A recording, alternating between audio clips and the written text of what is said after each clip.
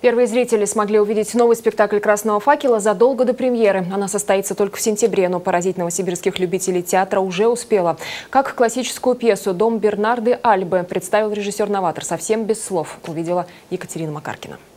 Лето для «Красного факела» не период затишья. Предпремьерный показ «Дома Бернарды Альбы» собирает полный зал. Премьера будет только в сентябре, а благодаря первым зрителям постановку доработают. Мы увидим зрителя, поймем, что зритель понимает, что не понимает, как реагирует. И еще будет потом время для того, чтобы переосмыслить, переспать с этим, пережить лето и потом внести какие-то незначительные корректуры, то есть, такие легкие уколы.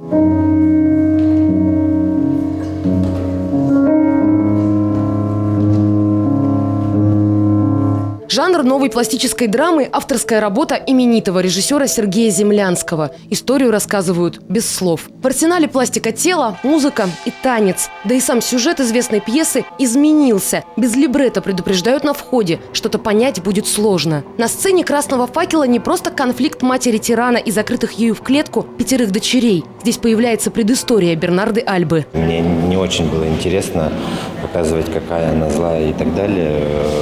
Причина следствия, да, потому что каждый человек все равно так или иначе рождается невинным, наивным, трогательным ребенком и превращается в того, в кого он превращается. В результате история стала более жесткой и бескомпромиссной, чем у испанского драматурга. Трагедия повторяется из поколения в поколение. И кроме боли, кажется, персонажи не испытывают ничего. Из каждого сломленного ребенка вырастает новый тиран. Можно ли объединять мать и дочь? Ну, безусловно, потому что дочь по рождению прямой матери, и она, собственно, продолжает. В общем, вся система поведения, система той семьи, тех ценностей, которые были заложены в детстве, они потом, естественно, начинают находить свое выражение уже в взрослом возрасте.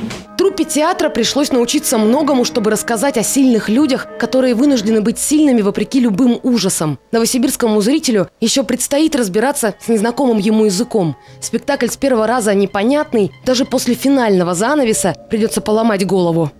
Екатерина Макаркина, Олег Кролевец. Новосибирские новости. Спасибо за то, что смотрите «Новосибирские новости». Если вы хотите оперативно получать информацию, подписывайтесь на наш канал. Ссылка внизу. А здесь мы разместили для вас интересное и полезное видео. Приятного просмотра.